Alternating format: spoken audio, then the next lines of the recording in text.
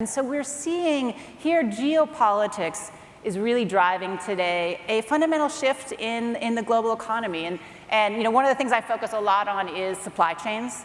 And when you look at the last 25, 30 years, only 1% to 2% of supply chains would cross borders every year. So these are the years of hyper-globalization when supposedly things were moving everywhere around the world, but just 1% to 2% were moving across borders every year because, as you all know, if you run companies, supply chains are sticky. Once you have a supplier you know and you trust, you stay with them unless you have a huge shock where you have to move somewhere else. So that was the last 25, 30 years. You look at these last 2 to 3 years, and you look at surveys, you look at trade data, you look at foreign direct investment, and the number of supply chains moving from one country to another is now 10, maybe even 20 times what it has been over the last 25 years. And that, there's a lot of reasons for it, and we can talk about many of them, but one of the biggest, I would say today, is geopolitics. Sobre todo es que el sistema global está pasando de un sistema de una hegemonía americana claramente a un mundo bipolar, y los dos polos son China y Estados Unidos. Una China que le compite a Estados Unidos en todos los terrenos, desde luego en el tecnológico, en el científico, pero también y acentuadamente en los últimos 10 años en el terreno militar.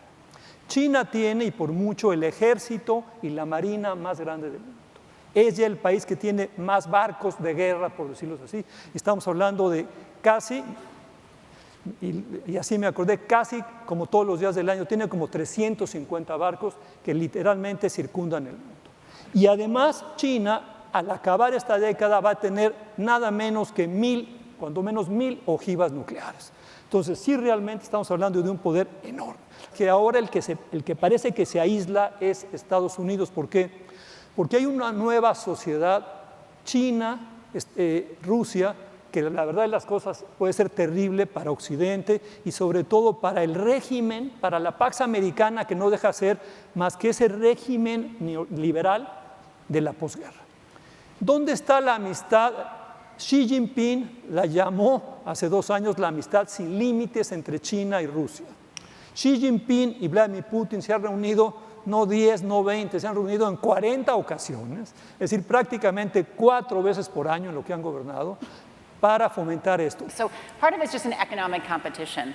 But the other part is really, at least from the United States point of view, and I would say the Chinese point of view, is about national security. And both countries have decided that the other has, is a country of concern, if not a country of hostility, right? So the United States has decided for national security concerns that it cannot be dependent on China in a group of economic sectors.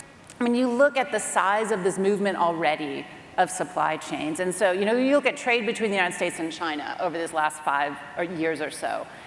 And the numbers, the headline numbers are still very high, right? They're almost at record levels. But if you start looking at trade relative to other countries, it's changed dramatically. So US-China trade is down 20% compared to US trade with other countries around the world. So if China had just kept up with other countries around the world, they would be sending $150 billion in trade more every year to the United States. So that $150 billion has gone to other places, right? So it's gone here to Mexico. In terms of, 25, 30 years of NAFTA where there's deep ecosystems of trade between the countries, right? We have industries that are really now North American industries that don't exist on their own, right? There's automotive, there's aerospace, there's processed foods, machinery, there's a whole host here. But what's interesting is, we can look at it glass half full. Yes, Mexico has gained as this trade has come out of China, but it hasn't gained as much as others. And so I think there's a lot for Mexico still to do because it should be beating Vietnam. It should be beating Taiwan in terms of these back and forth as people begin to leave China.